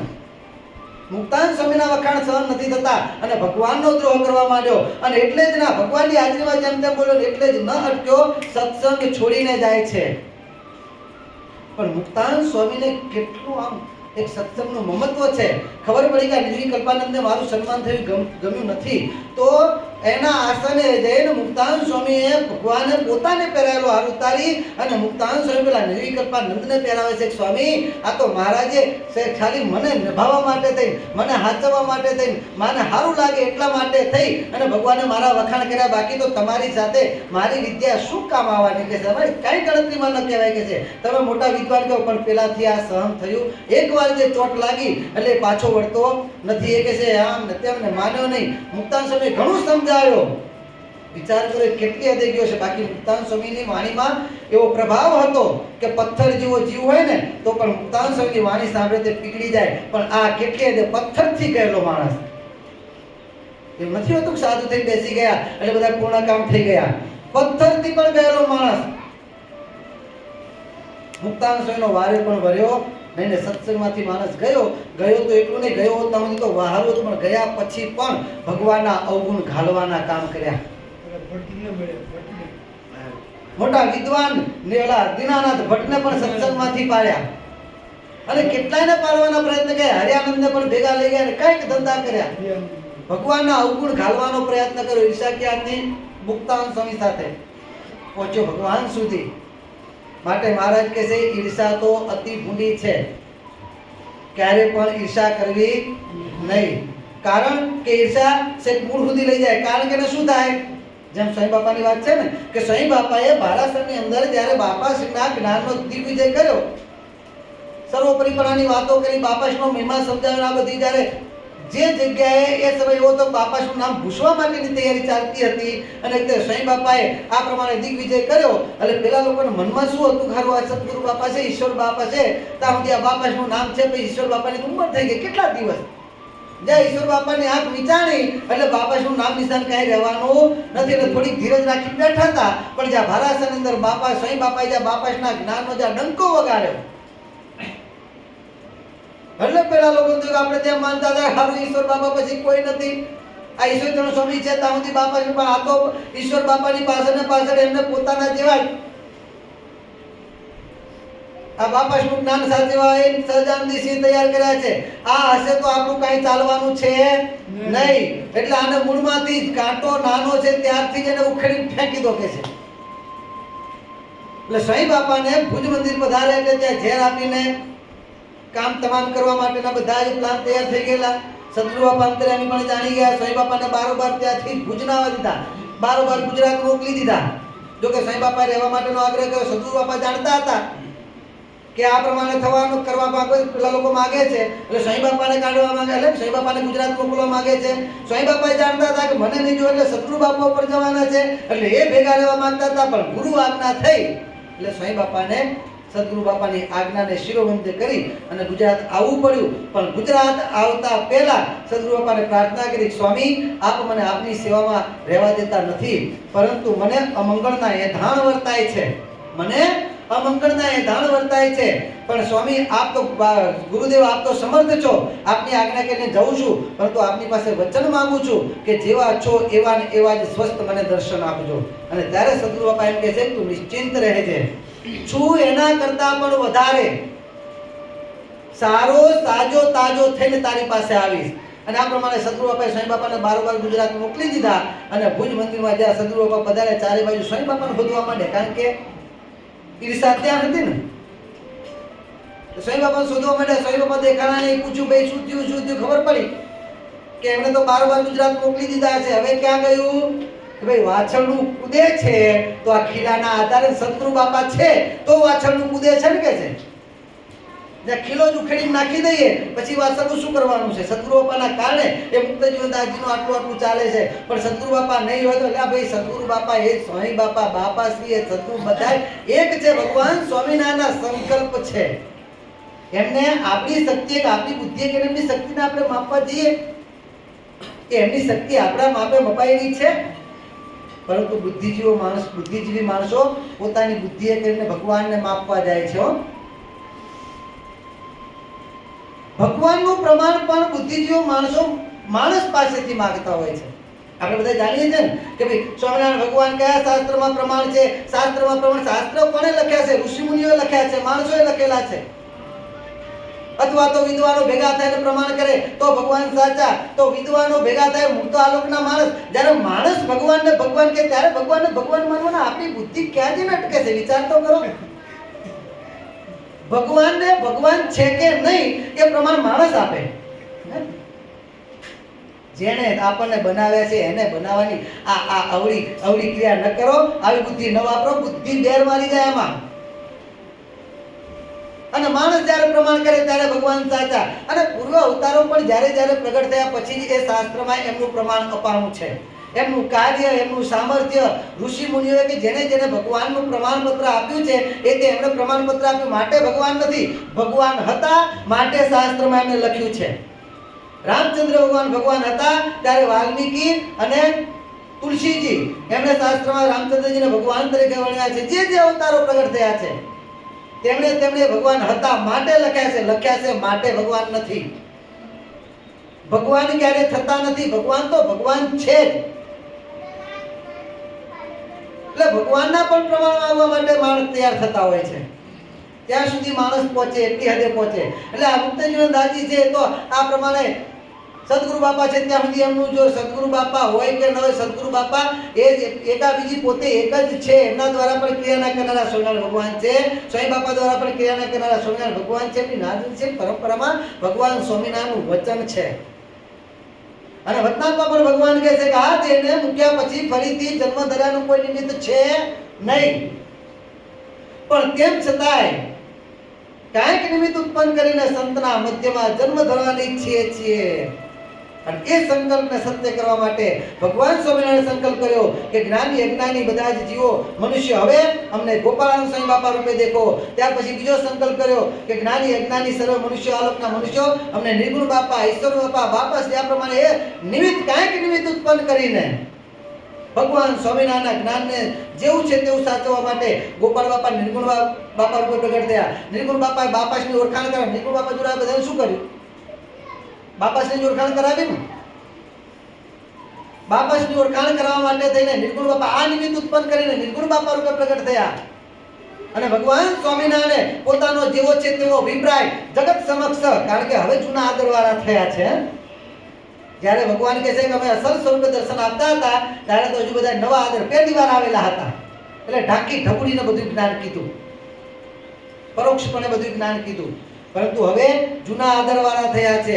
હવે જેવી છે તેવી વાત કહેવામાં વાંધો નથી. એટલે હવે અમારો જેવો છે તેવો અભિપ્રાય પ્રગટ કરવો છે. આ નિમિત્તે ઉત્પન્ન કરીને બાપાશ્રી ઉપર પ્રગટ થયા. એટલે આ રીતે નિમિત્ત ઉત્પન્ન કરી કાંઈક નિમિત્ત ઉત્પન્ન કરીને સંતના મધ્યમાં જન્મ ધરવાની ઈચ્છીએ છીએ. એને ભગવાન સ્વામિનારાયણ આ કારણ સત્સંગને વિશે સદાયને માટે અલગ અલગ સ્વરૂપ ધારણ કરીને સદાયને માટે પ્રગટ અને પ્રત્યક્ષ પોતાના કાર્ય કયું ધર્મનું સ્થાપન કરવું અને અનંત જીવોનું આત્યંતિક કલ્યાણ કરવું આ કાર્યને સિદ્ધ કરતા આવ્યા છે, કરે છે અને કરતા રહેવાના છે. પણ આ અજ્ઞાની જીવોને સમજાતું નથી. ને સદગુરુ બાપા છે ત્યાં સુધી મુક્ત જીવનદાસજીનું જો આ સદગુરુ બાપા રૂપી ખીલો જ ઉખડીને ફેંકી દઈ પછી વાછડું ક્યાં કૂદવાનું છે એમ કહી સદગુરુ બાપાને ઝેર આપવાના પ્રયત્ન કર્યા. એમ ઈર્ષા જ્યારે ભગવાનના ભક્ત ઉપર આવે ત્યારે એ ઈર્ષા ભગવાન સુધી પહોંચતી હોય છે. કારણ કે આને મોટો કરનાર તો એ છે ને, એની જોડે કાંઈ એની ડુગડુગી વાગે નહીં. એટલે આને મોટો કરનાર તો આ છે ને એમ કે પછી જીવા ખાચરની જેમ ભગવાનને મારવા સુધીના પ્રયત્ન પણ કરે. બાકી જીવા ખાચરને ભગવાન વિશે કેટલો દિવ્ય ભાવ તો વિચાર તો કરો. એનો અંત સમય હવે ભગવાન દર્શન દેવા ગયા, એમનું આત્યંતિક કલ્યાણ કર્યું. ભાઈ આને તો આખી જિંદગી દ્રોહ કર્યો છે, આપનો તો કર્યો છે, દાદા ખાચરનો કર્યો છે, આનું કલ્યાણ કેમ? ત્યારે મહારાજ કહે છે એના બે ગુણ છે. દિવ્ય ભાવના બે ગુણ કયા? એક તો ભગવાન સ્વામિનારાયણ શેરડી જમતા હતા, સુધારતા હતા, ભગવાનના હાથમાં વાગી ગયું ત્યારે એ વખત તો 500 રૂપિયાનું મંદિર પોતાના માથે બાંધેલું હતું. નવું પાછું તરત ફાડીને ભગવાનની આંગળી બંધ. મહારાજ કે હા શું કે આટલું મોંઘું બીજું કાં આપેલો? હવે મહારાજ આપણાથી મોંઘું 500 રૂપિયા શું 5000 નું હોય તો આપણા માટે કાંઈ નથી કહે છે. અનેક વખત ચોમાસાનો સમય હતો, એ વરસાદે હેલી કરી છે, 10-15 દિવસ સળંગ વરસાદ આવ્યા કરે, ચારે બાજુ પાણી ક્યાંય બહાર ના જાય. એવા સમયે ભગવાનની લીલા કરી ભગવાનની દિશાએ જવાનું થઈ ગયું. 5-5 ને 10-10 મિનિટ ભગવાનની દિશાએ જવું પડે. આવી લીલા ભગવાનને દેખાડી અને બહાર ક્યાંય જવાય નહીં. એ વખતે જીવા ખાચરે પોતાના રસોડાની અંદર ખાડો કરી ભગવાન માટે પાયખાનું કરી. મહારાજ કે આ રસોડું આમાં શું? ત્યારે જીવા ખાચર કહે છે મહારાજ આપનું તો સર્વ દિવ્ય છે. કેટલી સમજણ હશે, પરંતુ એ દાદા ખાચર પ્રત્યે ઈર્ષા આવી. એ નાનો મારો ભત્રીજો અને એની વાહ થાય અને હું તો એનો કાકો કહું, મારું કઈ નહીં. તો એ દાદા ખાચરની ઈર્ષા છે કે આવો મહિમા સમજેલા, ભગવાનનો મહિમા સમજ્યા હતા, એ ભગવાનને મરાવા સુધીના પ્રયત્ન, કારણ કે દાદાના વખાણ થાય છે તો મહારાજને લઈને અહીં સુધી માણસ પહોંચી ગયો. એટલે મહારાજ કહે છે ક્યારે પણ ઈર્ષા નહીં કરવાની. સત્સંગમાં થાય તો સેવા કરવી, પરંતુ કોઈ સેવા કરતું હોય એને આડખીડી તો ક્યારેય ન કરવી. ભગવાનને રાજી કરતા હોય તો એને જો રાજી થતા શીખો ને ભાઈ. ન કરવું હોય તો કાંઈ નહીં, ન કરશો. કોઈક રાજી કરતા હોય ને એને જો રાજી થવું ને, આ પણ એક સત્સંગની સેવા છે હો ભગવાનની દ્રષ્ટિમાં. આ પણ એક સત્સંગની સેવા છે. માણસની ઈર્ષા તો એટલી હદે હોય છે કે આચાર્ય જે પોતાના આચાર્ય હોય ને, આચાર્યને બીક લાગે, હારું હું કરીશ તો મારા વિશે શું વિચારશે. આપણું વર્તન તો સત્સંગમાં એવું હોવું જોઈએ કે કદાચ આપણે સત્સંગમાં મોટેરા હોઈએ, ત્યાગીમાં હોય કે ગ્રહસ્થમાં હોઈએ, સત્સંગમાં મોટેરા હોઈએ ને સત્સંગમાં આપણને પૂછીને કામ થતું હોય ને, તો પણ આપણું વર્તન એવું હોવું જોઈએ કે એક આચાર્ય પોતાના સ્થાને બીજા આચાર્યને નિમે અને એ આચાર્ય ગાદી પર આવતાની સાથે આગળના આચાર્ય જેવા ભક્તોને લાભ ને સુખ આપી શકતા હોય એવા ને એવા વિના સંકોચે આપી શકે. આપણું વર્તન એવું હોવું જોઈએ. એ સત્સંગની મોટામાં મોટી સેવા છે. અને આપણું વર્તન એવું હોય કે આ મોટેરા કહેવાય છે ને હારું આ બધું જોશે તો ગુણ લેશે ને આમ કરશે ને તેમ કરશે. એટલે નવા થયેલા આચાર્યને વરસ 5 વર્ષ સુધી તો ભક્તોને લાભ આપવા હોય તો વિચાર કરવો પડે. આપણે ઉપરથી સત્સંગના દ્રોહી થઈએ છીએ. એટલે આપણું વર્તન તો બાપા કહે છે કે આવું હોવું જોઈએ કે આપણું વર્તન જોઈ અને ભગવાનને મોટા પુરુષ નિશ્ચિંત હોય કે આને કોઈ વાંધો આવશે નહીં, આપણા કારણે ક્યારે પણ એ શરમાય નહીં, બિંદાસ ભક્તોને સુખ અને લાભ આપી શકે, ભક્તિના માર્ગે આગળ વધારી શકે, એની ભક્તિને પોષી શકે. એવું મહારાજ કહે છે કે આપણું વર્તન હોવું જોઈએ. ઈર્ષા કરી તો કેવી કરી? મહારાજ કહે છે કે નારદજીના જેવી કરવી. આનંદાસે કીધું કે મહારાજ ઈર્ષા તો રહે છે, તો મહારાજ કે કરવી તો નારદજીના જેવી કરવી. જે મહારાજ કહે છે કે નારદજી અને તુમરુ બંને ભગવાન પાસે ગયા અને એમાં તુમરુએ ગાન કર્યું તો ભગવાનને પસંદ થઈ. લક્ષ્મીજી નારાયણે બંને તુમરુને પોતાના વસ્ત્ર અલંકાર આપ્યા. નારદજીને ત્યાં ઈર્ષા આવી, પણ કેવી આવી? હું પણ તુમરુના જેવી ગાન વિદ્યા શીખું અને ભગવાનને પસંદ કરું. મહારાજ કે આવી તો ઈર્ષા કરવાની જ. આવી ઈચ્છા કરવાની છૂટતી એમ નહીં, આવી ઈચ્છા તો કરવાની જ. ભગવાનને રાજી કરતા હોય કોઈ તો એની જેમ આપણે પણ રાજી કરીએ, પણ શક્તિ હોય તો શક્તિ પ્રમાણે. ભાઈ કોઈ લાખો રૂપિયાની સેવા કરતા હોય અને આપણા ઘરમાં વામનજીનો મહાનો ફરતો હોય તો રૂપિયા કઈ સેવા કરવાની આપણે ઈચ્છા રાખવાની જરૂર, તો આપણે તનથી સેવા કરવાની. શક્તિ પ્રમાણે બીજા ભક્ત લાભ લેતા હોય ને એના જેવી આપણી શક્તિ હોય તો એમાંથી આપણે શીખવાનું. એની જેમ હું પણ ભગવાનને રાજી કરું. અને આથી પૂર્વે પણ મેં યુવાન બાળકોને યુવાના ભક્તોને મેં વાત કરેલી કે તમે એકાબીજી મંડળમાં જાઓ. શેના માટે કીધું ખબર છે તમને? હે દીકરા કીધું તમે ભાઈ જે મંડળ એક્ટિવ હોય, આપણા જે જગ્યાએ યુવાન બાળકો યુવા મંડળ એક્ટિવ હોય એવા મંડળની અંદર કંઈક પ્રસંગ સારા થતા એમાં જવાનું. અને ત્યાં ગયા પછી એ જે રીતે ભગવાનને રાજી કરતા હોય આપણે ઈર્ષા કરવાની. હારો અમને આમ રાજી કર્યા, આપણે પણ એમને આ ભગવાનને આ પ્રમાણે રાજી કરી. આ રીતે એકાબીજીમાં જઈએ તો આપણને નવા આઈડિયા આવે અથવા તો એમનો ઉત્સાહ જોઈને આપણા ઉત્સાહમાં વૃદ્ધિ પામે. અને એનાથી મોટો ફાયદો એ થાય છે કે એ લોકો જે કરતા હોય અને પછી આપણે એવું કરીએ, આપણે કરતા એ કરે, એકાબીજી કરતા હોય ત્યારે એકાબીજીના કામમાં ભાઈ આ કામ કરવું છે તો આ કામ કોનાથી થશે, ક્યાં થશે, તો એ લોકો બધું પૂછે એમને કોણ કરે છે, એનાથી આઈડિયા મળે. એકાબીજીને મદદ થાય અને એકાબીજીને મદદ થશે તો આ મંડળના જે એકાબીજી મંડળના યુવાનોને એકાબીજી પ્રત્યે ભાઈચારો વધશે. પણ આપણે ઈર્ષા તો કરી, પણ કેવી કરી છે આગળ એના જો વાત તો લઈ, પણ કેવો લઈએ છીએ? માયા બાજુ જવામાં એનો વાદ લઈએ છીએ, ભગવાન બાજુ આવવામાં આપણે બીજાનો વાદ લેતા નથી. પેલા 10મા પરીક્ષા છે, એક કથમ નહીં આવતો, સોરી મારા છોકરાને શું વાત કરો છો, મારા છોકરાની બોર્ડની પરીક્ષા છે, બિચારાને વાંચવાનું હોય. હમણાં જ એક તાજો પ્રસંગ તમને કહું. આપણે એમ કહે ને કે મારા છોકરાને 10મું છે, 12મું છે, બોર્ડની પરીક્ષા છે, પરીક્ષા વાંચવું, થોડીક મહેનત કરવી પડે તો સારા ટકા આવે. બાપુનગરની અંદર ઘનશ્યામભાઈ મોદી અને એમનો છોકરો તમારા બેન્ડમાં આવે છે, બરોબર છે? એને 12માની બોર્ડની પરીક્ષા હતી. બેન્ડની પ્રેક્ટિસનો એક પણ દિવસ એને છોડ્યો નથી, બરોબર ને? અને હીરાવાડીની અંદર સાપ્તાહિક સભા દર મંગળવારે થાય છે. અમારે ઘણીવાર જવાનું થાય, એક પણ દિવસ એને સભાનો પાળ્યો નથી. 97% રિઝલ્ટ લાવ્યો છે.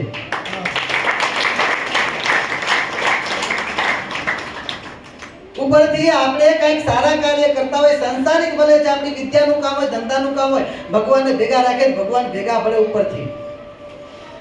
એટલે આપણે એમ વિચાર કરીએ કે સભામાં આપણું રિઝલ્ટ બગડી જાય. આ મૂર્તિમાન તમારી સામે દ્રષ્ટાંત 97% રિઝલ્ટ આવ્યું છે.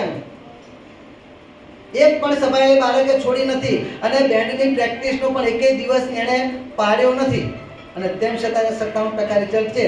અને આ ઘણા બધા હતા, કોણ કોણ તો બધા યાદ નથી, પણ સ્વામી 10મું હતું, 12મું હતું, એમના રિઝલ્ટ અમને દેખાડજો. નથી આવ્યા ને ઘેર રહ્યા છે, એમના રિઝલ્ટ બતાવજો. આપણે ભણવાનું ના નથી પાડતા, પરંતુ બીજે જ્યાં ત્યાં સમય બગાડો છો, એમાંથી બચત કરીને ભગવાનનું ભજન કરીશું, ભગવાનની પાસે આવીશું. આપણે દિવસ દરમિયાન કેટલો સમય બીજે બગાડીએ છીએ, ભલે બાર બોર હોય, તેમ છતાં ન બગાડવું જોઈએ, પણ તેમ છતાં ગમે એટલું કહેશો તો બગાડવાના છે. પકડી ફેન પકડીને કદાચ ઘરમાં તમે પૂરી દેશો, બહારથી વાકેને વંચાવશો તો મેં બેઠો બેઠો બીજું કંઈક કરશે, અથવા તો ઊંઘી જશે, બીજા વિચારો કરશે, ફોન હશે તો ફોનમાં રમશે, બીજું કે તમને એમ લાગે છોકરો મારો વાંચે છે, એમ બિચારાને બોર છે, આપણે કઈ સેવા નથી બતાવી. મોટા ભાગે કોઈક જ હોય એવા બાળકો સમજીને પોતે મહેનત કરતા હોય, બાકી મોટા ભાગે આમ કરતા હોય છે. તો એમાંથી સમય બચાવરાવી અને ભગવાન ભજો. આપણે અઠવાડિયામાં એકવાર હોય છે, રોજ તો કહેતા નથી, પણ અહીંયા આવ્યા શું તો ભગવાનની કૃપા આપણા ભેગી પડશે. ભગવાન વિચાર કરશે 100 શણગાર બરોબર એક મંગળા કેમ કીધી છે કે એની અંદર ઊંઘનો ત્યાગ કરીને પણ વહેલા ઉઠીને આવવાનું છે, એમાં શ્રદ્ધા વધારે છે. એમ બોર્ડની પરીક્ષા ત્યારે આપણે ભગવાન ભજીએ ને, ઉપરથી ભગવાન વધારે રાજી થાય કે આટલી બધી પ્રવૃત્તિને આટલું ભણવાનું છે, બધું છે, તેમ છતાં એમાંથી સમયનો બચત કરીને પણ એ મને ભૂલતો નથી. અને જે ભગવાનને નથી ભૂલતો એને ભગવાન નથી ભૂલવાના. આ તો સીધો ન્યાય છે. તો આપણે બીજે બધે વાત લઈએ કે આમ કરે છે તો આમ કરીએ, પેલું કરે આમ કરીએ, આને આટલું કમાણું આપણે કહો, પણ પેલો ભગવાન ભજે છે તો આપણે ભગવાન ભજીએ એમ નહીં. સભાની અંદર આવવાનું, એક કીર્તન ભક્તિ શરૂ થઈ ગઈ, કથાની શરૂઆત થાય, હજુ પેલા બે બેઠા છે ને એને જોઈ બેઠા હોઈએ આપણે, પણ પેલા 5 પહોંચી ગયા છે એને આપણે જોતા નથી. મહારાજ કે આપણે કરવા, મહારાજ તો અહીંયા ઉપદેશ આપવાનો હાર દે છે, આપણે હા કરવાનું છે. ભગવાન ભજવાની બાબતમાં એકાબીજીનો વાદ લેવાનો, એમાં ઈર્ષા કરવાની, પરંતુ જે ઈર્ષા કે ભગવાનના ભક્તનો દ્રોહ થાય એવી ઈર્ષાનો તો સર્વ પ્રકારે ત્યાગ કરવો. પણ ભગવાન ભજવામાં મદદરૂપ થતા હોય, આગળ વધતા હોય, એની ઈર્ષા કરવી એટલે એ ભજે છે તેમ ટાંટિયા પકડી પાછો ખેંચે એવી ઈર્ષા નહીં કરવાની. અથવા તો ભગવાન એના વખાણ કરે છે કેમ કે ભગવાનની દ્રષ્ટિમાં એને એનું ખરાબ દેખાય એવી ઈર્ષા નહીં કરવાની. પરંતુ એ જેમ ભગવાનને રાજી કરે છે તેમ હું પણ ભગવાનને રાજી કરું. બીજાનો લીટો ભૂસવો નથી, પરંતુ આપણો લીટો એના કરતાં મોટો આપણે દોરો છે, પણ બીજાના લીટાને ભૂસ્યા વિના આપણે આપણો લીટો દોરીને બતાવવાનો. એવી ઈર્ષા કરવાની મહારાજ કહે છે છૂટતી છે એવું નહીં, એવી ઈર્ષા કરવાની તો અમારી આજ્ઞા છે, એવી ઈર્ષા કરો જ. કારણ કે આ ધર્મનો માર્ગ છે ને, ધર્મના માર્ગે એકાબીજીને શીખીને જ આગળ વધાય છે, એકાબીજીના ટેકાથી જ આગળ વધાય છે. સંસારના માર્ગે એમને ગાડી દોડી જશે, સંસારના માર્ગે જેમ ઢાળ પર પાણી નાખીને જેમ રડી જાય એની જેમ રડવાનું છે. ગાડા માણસનો સંસાર અટકતો નથી, એનો સંસાર આવી જાય છે. કારણ કે આ જન્મોજન્મથી એનો ઢાળો પડી ગયો છે, એટલે સંસાર તો એમનામાં હાલ્યો જ જવાનો છે. કેટલા એને ઘરના માણસના આધારે ઘર ચાલતું હોય, ઘરનું માણસ એને છોડી જતા રહે તોય ઘર અટકતું નથી. કેટલાને ઘરમાં પુરુષના કારણે ઘર ચાલતું હોય, પુરુષ જતા રહે તો પણ કોઈનું ઘર અટકતું નથી. કેટલાને દીકરો હોય છે તો એનું ઘર ચાલ્યો, પણ દીકરો હોવાના કારણે એના ઘરના કામ અટકે છે, દીકરા ના હોય એના ઘર ફસલાય, એના સંસાર ચાલતા હોય છે. આવા કેટલા બધી જ પ્રકારના દ્રષ્ટાંતો આ સંસારમાં મોજૂદ છે. કારણ કે એ બધો તો ઢાળો પડેલો છે, એટલે ગમે ત્યાંથી એનો રસ્તો થઈ જવાનો છે. એક રસ્તો બંધ થયો તો બીજો રસ્તો, પાણી જતું હોય એને તમે રસ્તો રોકો તો પાણી અટકવાનું છે, એ રસ્તે નહીં જાય પણ બીજો રસ્તો વધી લેશે. આ સંસાર પાણી જેવો છે ને, એ તે પાછું ઢાળમાં નાખેલા પાણી જેવો સંસાર છે. પરંતુ મહારાજ કહે છે આમાં તો એકાબીજીની ઈર્ષા કરે, એકાબીજીનો સપોર્ટ જોઈશે જ કે ઓલો કેમ ભગવાનને રાજી કરે છે, આ કેમ કરે છે, આનામાંથી હું કેટલું કરી શકું એમ છું, તો આમાંથી હું કરી શકું આ કરું, અથવા તો એની કેપેસિટી આટલી છે તો એ આટલું કરી ગયો તો મારી કેપેસિટી તેના કરતાં વધારે છે, કે પછી દૈહિક હોય, આર્થિક હોય કે માનસિક હોય, જે કેપેસિટી હોય છે પણ એ આટલું કરી શકે એના કરતાં મારી કેપેસિટી વધારે છે તો હું પણ આ પ્રમાણે કરું. આ રીતે મહારાજ કહે છે આ રીતે ભગવાનને રાજી કરવાની બાબતમાં તો એકાબીજીએ ઈર્ષા કરવી. પરંતુ જેને કહીને ભગવાનના ભક્તનો દ્રોહ થાય ઈર્ષા તો ન જ કરી, કારણ કે છે ભગવાન સુધી પહોંચે છે. આ નિર્વિકલ્પાનંદે ભગવાનનો દ્રોહ કર્યો, ભગવાનના આવું એટલે મુક્તાન સ્વામીએ પછી બીજા કોઈને આવું ન થાય, બીજો કોઈ આવો અણસમજણે કરીને આ રીતે દ્રોહના માર્ગે, કારણ કે મુક્તાન સ્વામીને હંમેશા સત્સંગમાંથી કોઈ પાછો પડે ને, એટલે જેમ વાંજ્યાને ઘેર દીકરો આવ્યો હોય, જે મહારાજે વતનામાં પોતા માટે કીધું છે ને, સેમ વસ્તુ મુક્તાન સ્વામી માટે પણ હતી હો. કોઈ સત્સંગમાંથી પાછો પડે એટલે જેમ વાંચ્યાને ઘેર દીકરો આવ્યો હોય અને મરી જાય, એક તો વાંચ્યો એટલે મોટી ઉંમરે એને દીકરો પ્રાપ્ત થયો એટલે દીકરાની કેટલી તરસાટ હોય, અને એ દીકરો આવ્યા પછી નાની ઉંમરમાં થોડા દીકરો મરી જાય એટલે કેટલું દુઃખ થાય. એમ સત્સંગમાંથી કોઈકનો પગ પાછો પડે ને, મુક્તાન સ્વામીને એવું દુઃખ થતું. અને નિર્વિકલ્પાનંદ સત્સંગમાંથી પડ્યા અને એમાં મુક્તાન સ્વામી કઈ વાગતો હતો જ નહીં, પણ તેમ છતાં મુક્તાન સ્વામી શું જાણે છે, નિમિત્ત હું બન્યો. મુક્તાન સ્વામીને ભારો ભાર દુઃખ થયો, આ સત્સંગમાંથી પડ્યો, હું નિમિત્ત બની ગયો. અને એના કારણે ભવિષ્યમાં બીજો કોઈ આ રીતે સત્સંગમાંથી ન પડી જાય એટલા માટે આપણને બધાને ઉપદેશ દેવા માટે થઈ આ પ્રસંગના કારણે મુક્તાન સ્વામીએ કીર્તનની રચના કરી છે. સાંભળ બેની હરી વિજાની રીતરી મોહન આન સંગાતે મેરજો સાધન સર્વે માનવ ગાડે પરવિશે જેમ ભર્યો ભય સાગરમાં કહી જેરજો સાંભળ બેની હરી વિજાની રીતરી. તન સ્વામીએ શું કહે છે, જો ભગવાનને રાજી કરવા હોય તો એના માટેનો મોટા મોટું પહેલી વસ્તુ કઈ ત્યાગ કરવાની છે, માન. કારણ કે વચનાત્મા પણ ભગવાન કહે છે દેહાભિમાનનો જે દોષ છે એમાં બીજા સર્વે દોષ રહેલા છે. જો એક ત્યાગ થઈ જાય, એક દેહાભિમાનનો જો દોષ જાય તો બધા જ દોષ ટળી જાય છે. એટલે મુક્તાન સ્વામી કહે છે ભગવાનને રાજી કરવા હોય તો માનનો ત્યાગ કરો, કારણ કે મોહન વરને માન સંગાથે વેરજો. ભગવાનને અને માની ભક્તને ક્યારેય બન્યું નથી. અને એટલા માટે સ્વામી બાપા પોતાના કીર્તનમાં કહે છે ગર્વ નથી ગમતો પ્રભુજીને, ગર્વ નથી ગમતો. પોતાની આવડતનો, પોતાની જે પોસ્ટ હોય, પોતાનું પદ હોય એનો અભિમાન આવ્યું એટલે ભગવાન સાથેનો નાતો તૂટવાની શરૂઆત થઈ ગઈ સમજી લેવાની. કદાચ ભગવાન સત્સંગમાં નભાવવા માટે એને કદાચ હાચવતા હોય પણ તૂટવાની તો શરૂઆત થઈ ગઈ. ક્યારે દોરું તૂટશે એનો કોઈ પણ ભરોસો નહીં. એટલે મુક્તાન સ્વામી કહે છે ક્યારે પણ માન કેવું છે, તો જેમ કઢિયલ દૂધ હોય, ઉકાળીને ઘાટું કર્યું હોય, કસદાર હોય અને એની અંદર એલાયચી ને તેજાના બધું નાખ્યું હોય, કાજુ બદામ પિસ્તા નાખી અને તૈયાર બાસુંદી કરી ફર્સ્ટ ક્લાસ, મોઢામાં પાણી આવતું હમણાં ખાઈએ ને એની અંદર સાપની લાર પડી જાય પછી એ કઈ કામનું રહે, બધું જ નકામું. ક્યાં જાય? ગટરમાં. સીધું ક્યાં જાય? ગટરમાં જાય. એમ આપણે ગમે એટલા સાધન કર્યા હોય, 100 માળા ફેરવતા હોય, કલાક ધ્યાન કરતા હોય, પ્રદક્ષિણાઓ કરતા હોઈએ, અરે પગે ચાલીને પગપાળા કેટલી યાત્રાઓ કરી હોય, પણ જો મન આવ્યું તો કઢિયેલ દૂધની અંદર સાપની લાળ પડ્યા બરોબર છે. બધું જ માન બગાડે, સાધન સર્વે માન બગાડે પળ વિશે. એક પળમાં બધું જ હતું ન હતું થઈ જાય છે. માટે ક્યારેય પણ માન આવવા દેવું કહેતા ભગવાનના ભક્ત પ્રત્યે ક્યારે, કારણ કે ઈર્ષા માને કરીને જ આવે છે ને, ભગવાનના ભક્ત પ્રત્યે ક્યારે પણ ઈર્ષા કરવી નહીં. જો સત્સંગની અંદર સુખે આપણે ભગવાન ભજવા હોય તો, કારણ કે સત્સંગમાં કદાચ પડ્યો હોય ને, અવગુણ એને રહેવા ના દે, પણ કદાચ પડ્યો હોય, જેટલો સમય પડ્યો હોય ને એટલો સમય મહારાજ વક્તાત્મા કહે છે અર્ધ બળેલા કાષ્ટની પેઠે ધૂંધવાયા કરે. ના પોતે સુખ લે ના આજુબાજુ, કારણ કે જ્યાં જે રૂમની અંદર અર્ધ બળેલું લાકડું મૂક્યું હોય અને પછી એની અંદર ધુમાડા થતા હોય, રૂમમાં બીજો જાય તો એના હક આવે ના, એને હક આવે ના એનો યોગ કરવા વાળો એને હક આવવા દે નહીં. એટલે ક્યારે પણ મહારાજ કહે છે કે અમારા ભક્તે પરસ્પર ઈર્ષા કરવી નહીં. એકાબીજીને સપોર્ટ કરીને ઈર્ષા કરવી પણ કેવી, હું પણ આગળ વધું અને એ પણ આગળ વધે, એને પણ વધારે થઈએ. અને આપણામાં જે આવડત આવી ને, જેના પ્રત્યે ઈર્ષા હોય એને શીખવાડવાની.